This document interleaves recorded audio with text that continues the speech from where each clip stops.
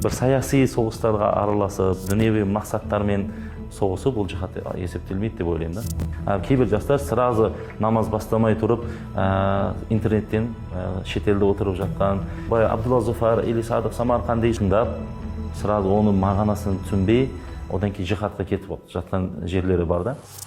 Абдуллах Зуфар лақабатымен танылған Зофир Ғаффаров 1990 жылы Өзбекстан Республикасында дүниеге келген.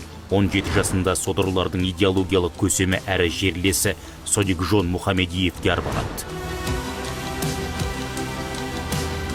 Соңғысы Түркияда 50-ден аса заңсыз орталыққа иелік етеді.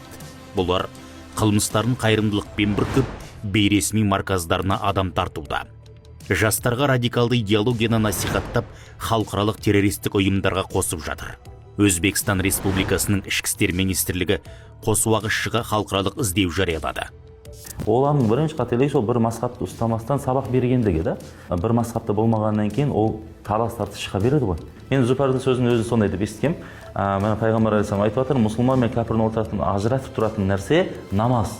Намаз оқымады ма, ол кәпірге шығады, оқыды ма, ол мұсылманға шығады деп жатыр. Не үшін дегенде шайтанды ол Алланы мойындаған. Бірақ шайтан не үшін сәжде етпеді ғой дейді да. Сонымен адам дұрыс екен ғой, сәжде етпесе адам кәпір болады, яғни намаз оқымайды, ана адам кәпір деп ойлайды да.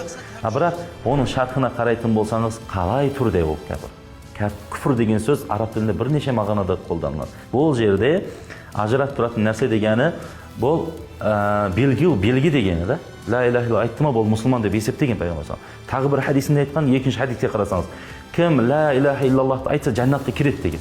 Раббым Алла деп намаз оқымай жүрген болса, ол мұсылман деп айтаймыз.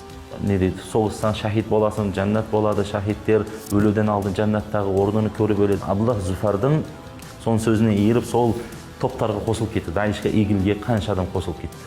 Дініміз құралды ұстап алып, бір адамды барып өлтір деп айтпайды. Ешқашан пайғамбар алейхиссалам бір жерге бір өзінің қомандандарын, өзінің әскерлерін жіберіп жатқан кезде, егер ол жерде азандың дауысын еститін болсаңдар, соғыс қылмаңдар деген да.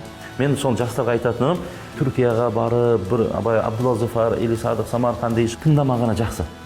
Тыңдамағаны жақсы, не үшін дегенде, хадистер, аяттар мен бәрі бір түсінбегеннен кейін, фундамент болмағаннан кейін алданып қалуы мың талай да.